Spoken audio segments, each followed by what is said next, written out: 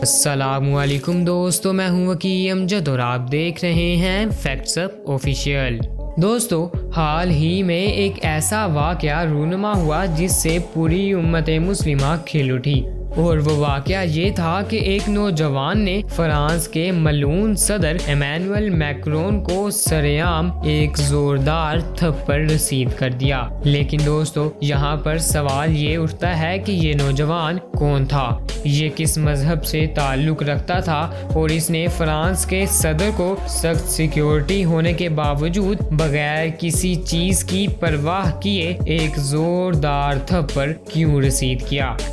اور اب یہ شخص کس حال میں موجود ہے اور اس کے ساتھ کیا سلوک برتا گیا تھا۔ آج کی اس ویڈیو میں ہم آپ کو اس واقعے کے متعلق ہر چیز سے آگاہ کریں گے اور اس واقعے کی تہ تک پہنچنے کی کوشش کریں گے۔ تو وقت ضائع کیے بغیر شروع کرتے ہیں آج کی اس ویڈیو کو۔ دوستو، پوری امت مسلمہ اس بات پر خوش ہے کہ ایک مسلم جان باز نے گستاخ رسول کو پوری دنیا کے سامنے تھپڑ مار کر رسوا کر دیا، مگر بہت کم لوگ اس بات سے واقف ہیں کہ وہ شخص ایک غیر مسلم اور فرانس کا ایک عام سا شہری تھا، جس کے متعلق بھی آپ کو آگاہ کرتے ہیں کہ اس شخص کا نام ڈیمین ٹیرل ہے اور اس کی عمر تقریباً 28 سال ہے۔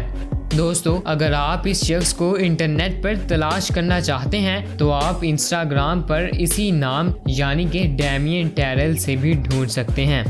اس واقعے سے پہلے ڈیمین ٹیرل کا انٹرویو بھی لیا گیا، جس میں اس نے فرانسیسی صدر سے نفرت کا اظہار کیا، اور اس انٹرویو کے بعد جب فرانسیسی صدر لوگوں سے ہاتھ ملاتے ہوئے اس شخص کے قریب آیا تو اس نے صدر کو ایک ہاتھ سے اپنے قابو میں لیا اور دوسرے ہاتھ سے صدر کو تھپڑ رسید کر دیا، جس کے ساتھ ہی اس نے ایک نعرہ لگایا کہ ڈاؤن دا میکرونزم، یعنی کہ ایمینوئل میکرون کا دور ختم کیا جائے، جو کہ آپ اس ویڈیو میں دیکھ بھی سکتے ہیں۔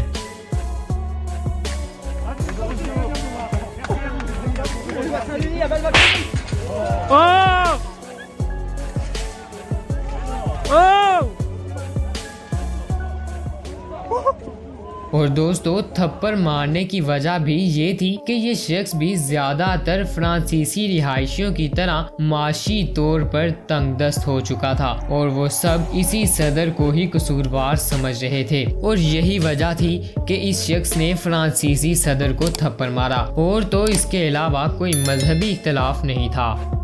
اب یہ بات کہ اس واقعے کے بعد اس شخص کے ساتھ کیا سلوک کیا گیا، اب یہ تو ظاہری سی بات ہے کہ جب کسی ملک کے صدر کے ساتھ کوئی ایسا واقعہ پیش آئے تو اس شخص کی خاطر تواضع تو ضرور کی جائے گی، اور اس کے ساتھ ساتھ اسے جیل کی ہوا بھی کھانی پڑے گی، اور بالکل ایسا ہی اس شخص کے ساتھ بھی پیش آیا۔ پہلے پہل تو اسے 18 ماہ کی سزا اور $50,000 جرمانہ کیا گیا، جو کہ پاکستانی کرنسی میں تقریباً 78 لاکھ روپیہ بن جاتا ہے، مگر بعد میں اس کی سزا صرف 4 ماہ تک مقرر کر دی گئی۔